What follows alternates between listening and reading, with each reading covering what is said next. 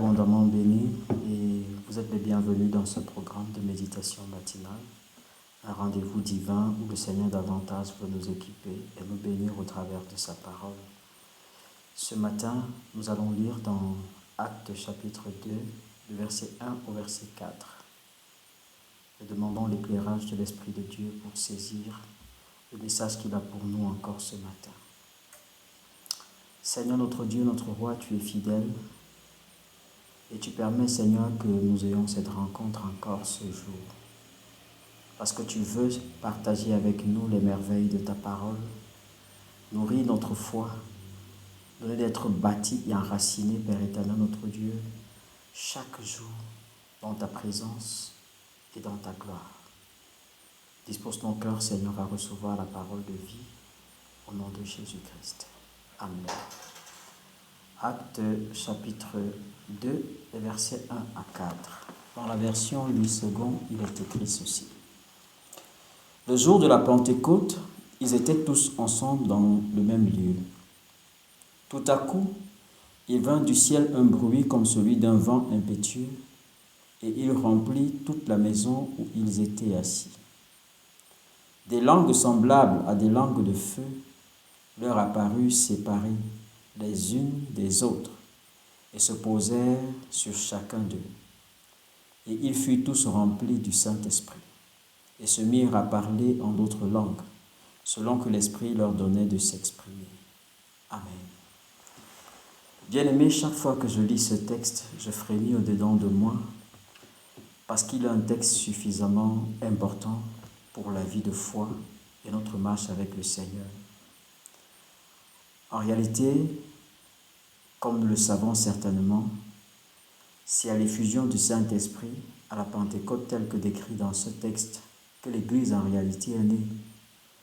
Et on peut se rendre compte que sans le Saint-Esprit, véritablement, on ne peut pas parler d'une vie de foi et d'une relation avec le Seigneur.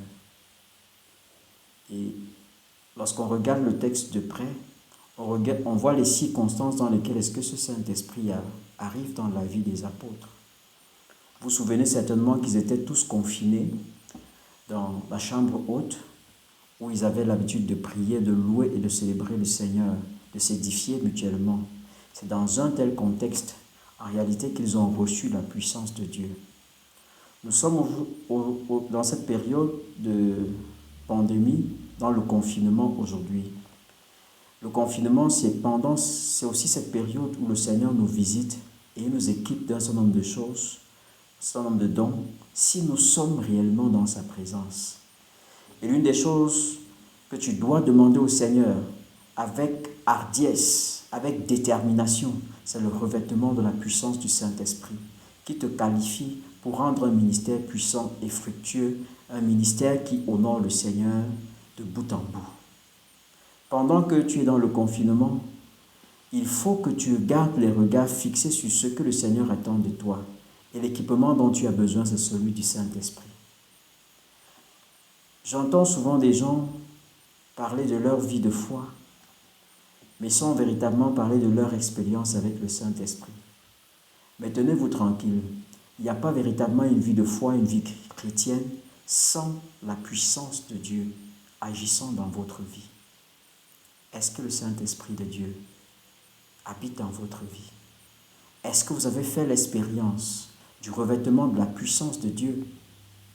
La Bible déclare dans Éphésiens 5, verset 18 que ne vous enivrez pas de vin, c'est de la débauche, mais au contraire, soyez remplis du Saint-Esprit.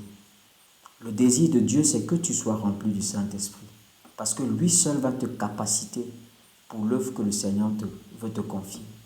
Sans le Saint-Esprit, tu ne peux pas vivre la vie chrétienne, parce que la vie chrétienne est une vie surnaturelle dont on ne peut vivre que par la puissance de Dieu. L'homme est suffisamment limité dans sa chair, dans sa pensée, dans tout ce qu'il peut entreprendre. Seul l'Esprit de Dieu peut lui donner l'équipement.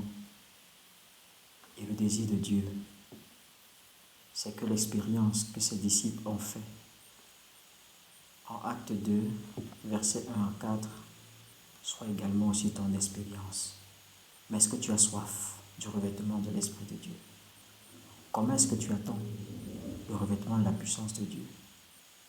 Dieu veut te revêtir, soit dans la prière, soit dans le recueillement.